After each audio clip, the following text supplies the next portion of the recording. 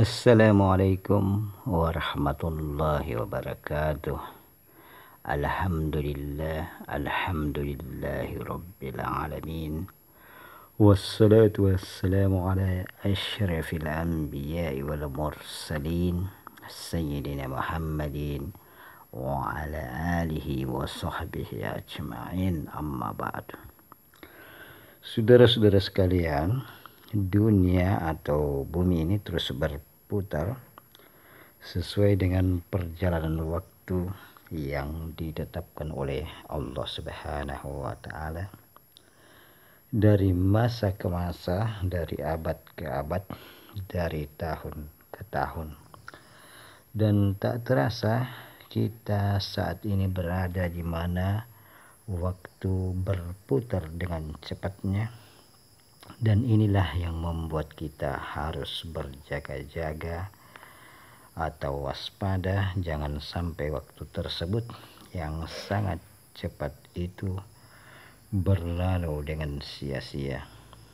Firman Allah Subhanahu wa taala di dalam Al-Qur'an, wal asr, demi waktu, innal insana lafi khusr, sesungguhnya manusia berada di dalam kerugian, illalladzina amanu wa amilus solihah wa tawasaw bil haqq wa tawasaw bis sabar, kecuali orang-orang yang beriman dan mengerjakan amal soleh dan nasihat menasihati dengan kebenaran dan nasihat menasihati dalam kesabaran. Rasulullah sallallahu alaihi wasallam bersabda, la taqumus sa'ah hatta yataqarabas zamanu patakunus sanatu wa takunul yawmu kas-sa'ah wa takunus sa'ah qaddaramati binnar. Tidak akan terjadi kiamat hingga waktu berlalu terasa dengan cepatnya. 1 tahun terasa 1 bulan, 1 bulan terasa bagai sepekan, sepekan terasa bagai sehari, dan sehari terasa bagai sejam, dan sejam terasa 1 kilatan api. Yang menjadi pertanyaan kita, saudara-saudara sekalian, adalah kenapa bisa demikian padahal waktu itu tetap berjalan seperti biasanya. Maka ulama-ulama sufi atau ulama tasawuf mengatakan bahwa terjadi demikian karena berkah waktu itu telah hilang atau berkurang.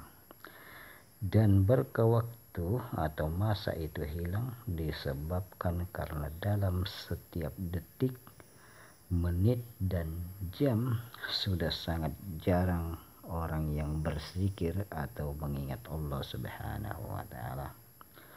Padahal tujuan utama Allah menciptakan manusia adalah untuk menyembahnya, dan inti atau isi segala peribadatan kepada Allah Subhanahu wa taala adalah zikrullah.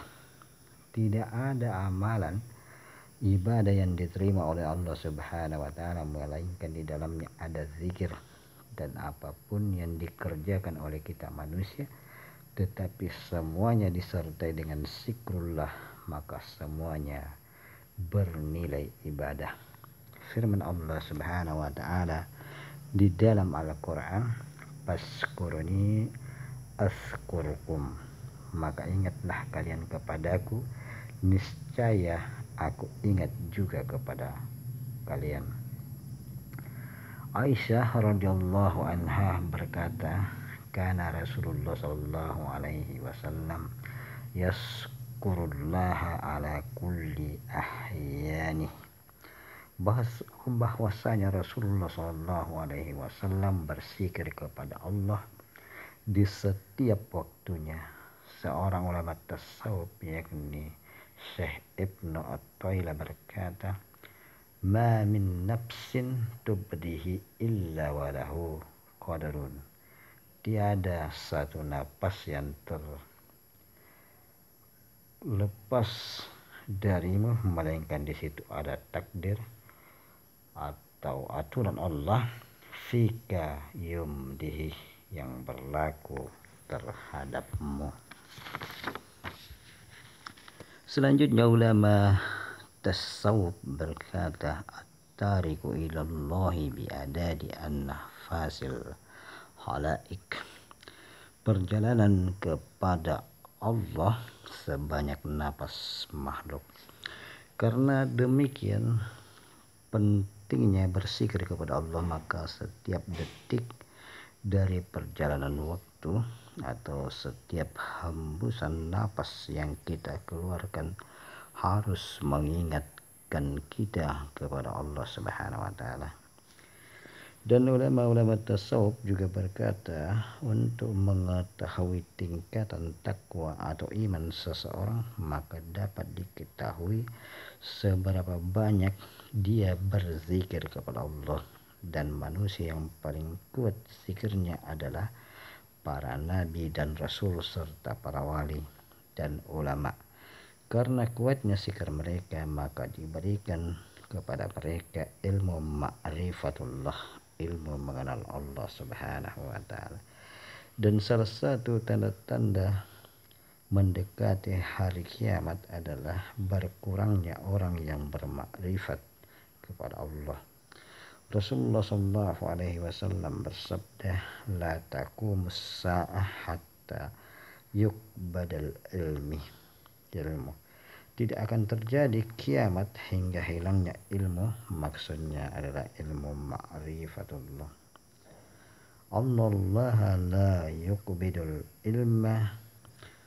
ilman tiza'a yantazi'uhu minal ibad.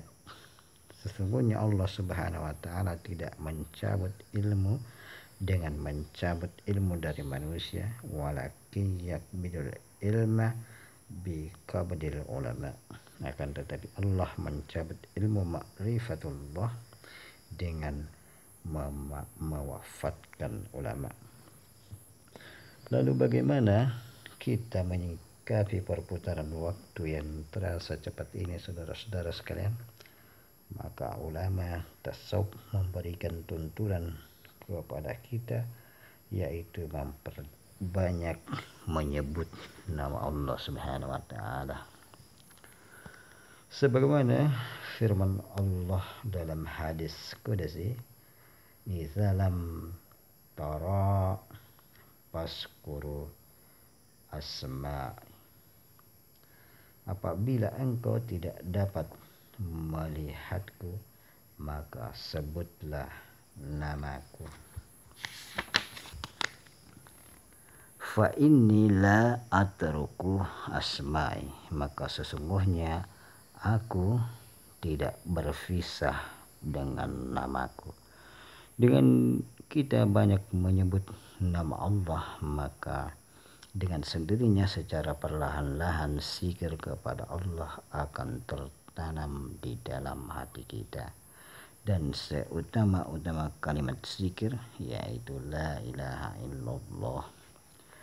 Dan demikianlah saudara-saudara sekalian pertemuan kita hari ini. Mudah-mudahan ada manfaatnya, dan mudah-mudahan kita menghiasi perjalanan waktu ini dengan memperbanyak ibadah dan zikir kepada Allah Subhanahu wa taala.